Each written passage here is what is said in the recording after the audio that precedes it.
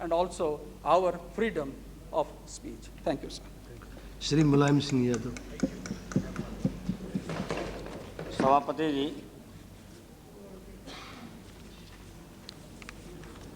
Print media में जिस तरह से विदेशी निवेश का अनुमति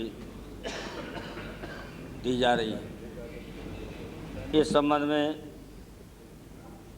हम बहुत मामूली बातें रखेंगे और संक्षिप्त रखेंगे।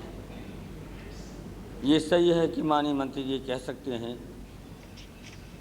कि शुरू में हमारी ये भी राय थी, बहुत पहले प्रधानमंत्री से बात भी की थी कि छोटे अखबारों को प्रोत्साहन मिलेगा, लेकिन जब उसके नतीजे तेज़ी से आए सामने तो हम इसके पूरी तरह से खिलाफ हो गए। वैसे इस नीति की, आर्थिक उदार नीति के लिए तो आपको पता है और हम आप शुरू से ही विरोधी थे। अब आज सवाल ये है कि सारा का सारा कांग्रेस पर दोष मढ़ना, ये तो ठीक है, गलती शुरुआत की है, लेकिन आपने कितना विरोध किया था। स्वदेशी जाड़ मंच का अभियान छेड़ दिया पूरे हिंदुस्तान में, लेकिन आपने अपने रास्ते को क्यों बदला? क्या मजबूरी थी? किसे मजबूर किया? ये सवाल। ये 10 से तो गलती हुई, 1991 या 1995 अभी जिक्र किया जा रहा था, लेकिन जिनसे उम्मीद थी, औरों को देशभक्ति की भावना के संबंध में टिप्पणी करने का अधिकार तब था कि जब आप अपने पर कायम रहते। आपने तो भरमार कर दी। ये सही है कि जिस वक्त हम लोगों ने विरोध किया था तो कांग्रेस पार्टी की सरकार की गति कुछ धीरे हो गई थी, लेकिन आपने तो अपनी गति बहुत तेजी से चारों तरफ, और सबसे माननीय अध्यक्ष महोदय, खतरा ये पैदा हो गया है कि आर्थिक गुलामी के सारे हमेशा राजनीतिक गुलामी आती है, और आज हम कई अवसरों पर देख चुके हैं कि अपने देश की रक्षा भी इसलिए नहीं कर पा रहे कि आर्थिक गुलामी में पूरी तरह से हमारा देश जकड़ता चला जा रहा। अब उसमें बार बार हम चर्चा नहीं करना चाहते, लेकिन स्पष्ट है कि हम अपनी सीमा की रक्षा भी नहीं कर सकते हैं। इसी के कारण एक उदाहरण आपके सामने महाराष्ट्र सरकार के सामने आया था, जब मुख्यमंत्री जी ने एक कॉरपोरेशन के संबंध में विरोध किया था तो मामूली से अमेरिका के राजदूत ने फटकार दिया था कि अगर आपने विरोध किया तो हम आर्थिक मदद बंद कर देंगे। क्या ये सच नहीं है? क्या इनका मुख्यमंत्री था आपका सच नहीं है? तो आप देखें कि आर्थिक गुलामी के सारे राजनीतिक गुलामी, और जब मीडिया पर भी 26% विदेशी कब्जा हो जाएगा, उसके बाद तो हम जो आज कितने लोग पढ़ने वाले अखबार हैं, 76% जनता आज अखबार पढ़ रही है, 76%, और 76% के दिमाग को बदलने वाला काम होगा।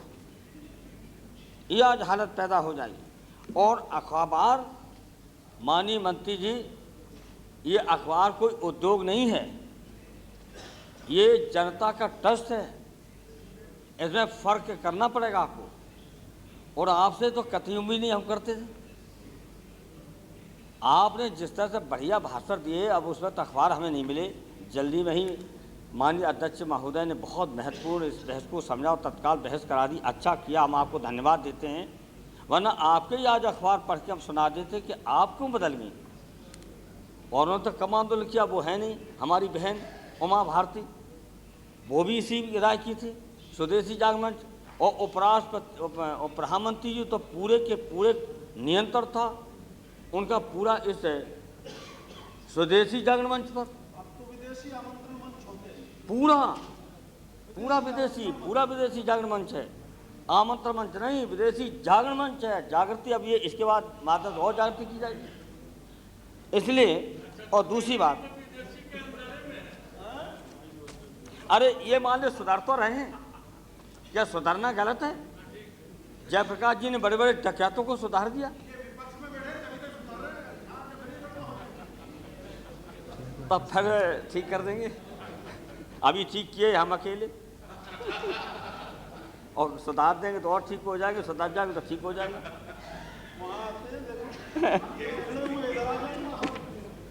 अरे भाई, हमें विश्वास में लिए कैसे आ जाओगे? मुलायम ये है सिंह बात, जी, ये कह रही है। मुलायम सिंह जी थोड़ी थोड़ी बातें चेयर से भी करो।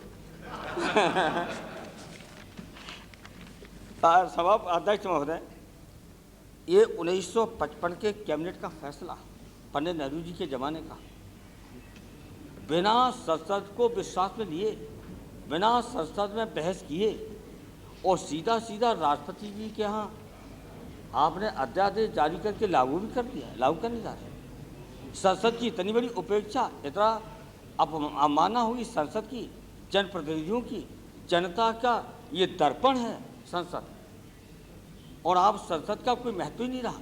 एक तो कुछ संस्थाएं, कुछ नौकर साहब इस संसद की गरिमा को गिराने में लगे हुए हैं।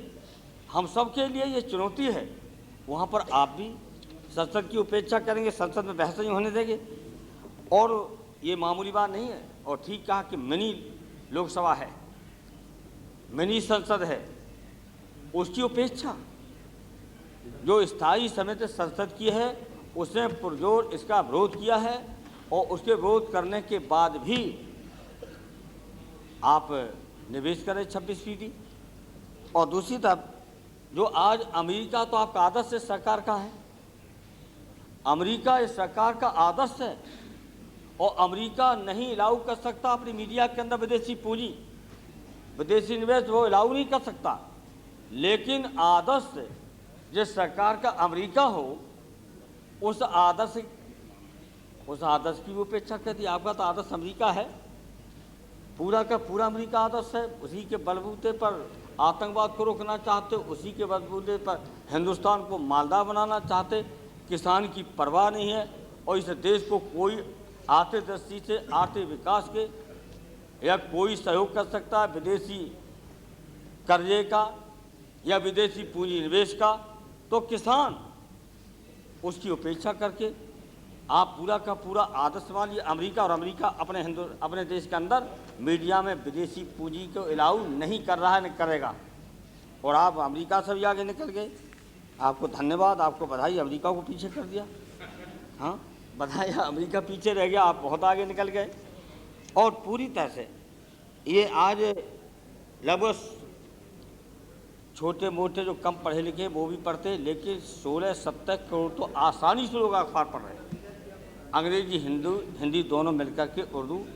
16 करोड़ रोज़ाना पढ़ रहे हैं, रोज़ाना पढ़ने वाले लोग हैं, जिनको जिस तरह से चाय नाश्ता चाहिए, खाना चाहिए, उसी तरह सवेरे अखबार चाहिए, ऐसे उसे भी ज़्यादा चाय छूट जाए। 16-17 करोड़, अब 16-17 करोड़ जो अखबार पढ़ने वाले देश के लोग हों, भले ही हमारा अभी पूरा तरह से देश शिक्षित नहीं है, उसके बावजूद भी इतने अखबार पढ़ने वाले लोग हैं, और उनके दिमाग को न बदलिए, और ऐसा प्रयास मत करिए कि उनके पूरा का पूरा हमें विदेशी सभ्यता और संस्कृति में ढालने का काम करें।